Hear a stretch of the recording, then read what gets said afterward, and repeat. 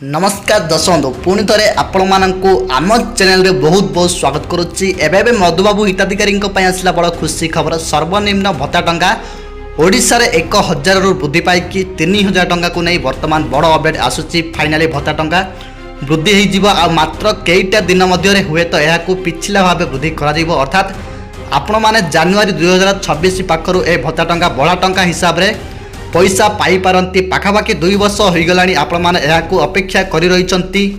से वृद्ध हुंतु दिव्यांग हुंतु अबा विधवा भौणी माने हुंतु। जेतेबेले भारतीय जनता पार्टी निर्वाचन दल मैदान रे थिले सेतेबेले प्रतिश्रुति देइथिले कि जदि भारतीय जनता पार्टी दल सरकार को आसे तेबे ओडिसा रे जदि सरकार गड़े ताहाले भत्ता को 1000 रु वृद्धि करिकि 3000 टंका दिया जिवो।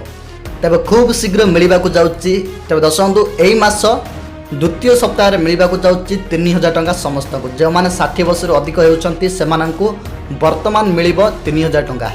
तेज दर्शक बंधु यही भत्ता टंका एपाई दिज्व कहीं आगक जेहेतु आसूची पंचायत इलेक्शन आई पंचायत इलेक्शन को दृष्टि रखी राज्य सरकार 3000 टंका भत्ता राशि करने को जाऊँगी।